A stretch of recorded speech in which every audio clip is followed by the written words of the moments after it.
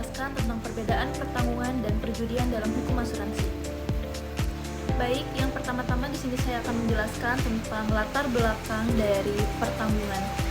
Yang pertama ada sejarah. Asuransi telah ada sejak zaman kuno, misalnya dalam bentuk botomri, kontrak di perdagangan laut, Mesopotamia, dan Yunani. Di Indonesia, praktik pertanggungan sudah dikenal sejak era kolonial Belanda.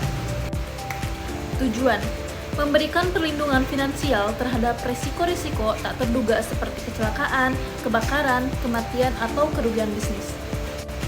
Selanjutnya ada hukum. Hukum diatur dalam Kitab Undang-Undang Hukum Dagang, KUHD, dan peraturan khusus dari Otoritas Jasa Keuangan atau OJK. Selanjutnya ada aspek sosial dan ekonomi. Asuransi berperan dalam stabilitas ekonomi dan pembangunan nasional karena memberikan jaminan dan rasa aman bagi masyarakat serta pelaku usaha. Baik, selanjutnya di sini saya akan menjelaskan tentang latar belakang perjudian. Yang pertama ada sejarah. Sejarah perjudian telah ada di ribuan tahun yang lalu, dikenal dalam bentuk banyak budaya sebagai bentuk hiburan atau bahkan ritus keagamaan. Dalam aspek hukum, di Indonesia, perjudian dilarang dan diatur dalam KUHP pasal 303. Segala bentuk perjudian, baik konvensional maupun daring, dianggap melanggar hukum, kecuali ada pengecualian tertentu yang dilegalkan oleh pemerintah, misalnya lotre resmi di negara lain. Dalam aspek sosial, perjudian sering dikaitkan dengan dampak negatif seperti kemiskinan, kriminalitas, disintegrasi keluarga. Oleh sebab itu, umumnya dilarang atau dibatasi ketat oleh negara. Selanjutnya, di sini saya akan memberikan definisi singkat dari pertanggungan dan perjudian. Yang pertama ada pertanggungan. Perjanjian untuk mengalihkan risiko agar terlindung dari kerugian finansial. Yang kedua ada perjudian, kegiatan menebak hasil acak dengan taruhan uang untuk mendapatkan keuntungan. Baik, selanjutnya di sini saya akan menjelaskan tentang prinsip dasar pertanggungan. Prinsip dasar pertanggungan adalah konteks asuransi, adalah landasan hukum dan etika yang digunakan untuk mengatur hubungan antara pihak tertanggung dan penanggung. Berikut adalah prinsip-prinsip dasarnya.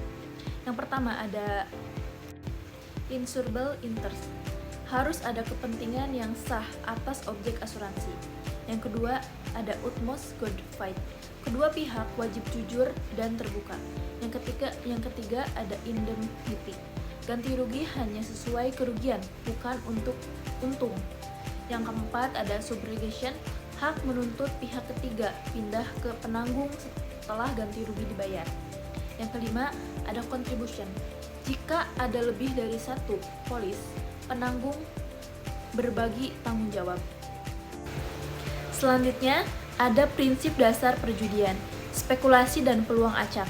Spekulasi, taruhan pada hasil acak dengan harapan menang uang.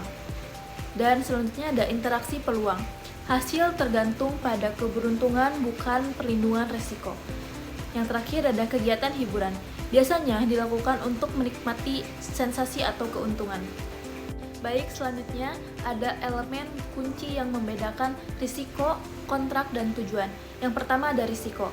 Pertanggungan mengelola risiko nyata, perjudian mengambil risiko spekulatif. Yang kedua ada kontrak. Pertanggungan berlandaskan kontrak hukum, perjudian berdasarkan kontrak legal formal. Yang ketiga ada tujuan. Pertanggungan melibatkan aset, perjudian mencari keuntungan cepat. Nah, yang selanjutnya, di sini saya akan memberikan contoh pertanggungan vs perjudian dalam kehidupan sehari-hari. Yang pertama ada contoh pertanggungan, seperti asuransi mobil dan rumah, polis kesehatan dan jiwa, proteksi finansial terhadap kerugian. Yang kedua, ada contoh perjudian, tiket lotre dan taruhan olahraga, mesin slot dan kasino. Terakhir, spekulasi peluang dengan risiko kehilangan dana. Nah, selanjutnya ada implikasi hukum dan etika, tanggung jawab dan moralitas. Yang pertama, ada legalitas. Pertanggungan diatur dan dilindungi hukum secara ketat.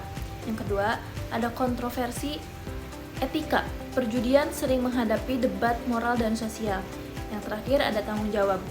Pertanggungan mendukung stabilitas keuangan, perjudian bisa merusak. Baik, selanjutnya sampailah kepada kesimpulan. Kesimpulan yang dapat saya ambil adalah Pertanggungan adalah perjanjian yang sah untuk melindungi dari risiko nyata dan didasarkan pada kepentingan yang dapat diasuransikan. Sedangkan perjudian adalah kegiatan spekulatif yang bergantung pada untang-untangan tanpa dasar kepentingan yang sah, sehingga umumnya dilarang oleh hukum. Mungkin hanya itu yang dapat saya sampaikan. Mohon maaf apabila ada kata-kata atau tutur kata yang kurang berkenan. Wassalamualaikum warahmatullahi wabarakatuh.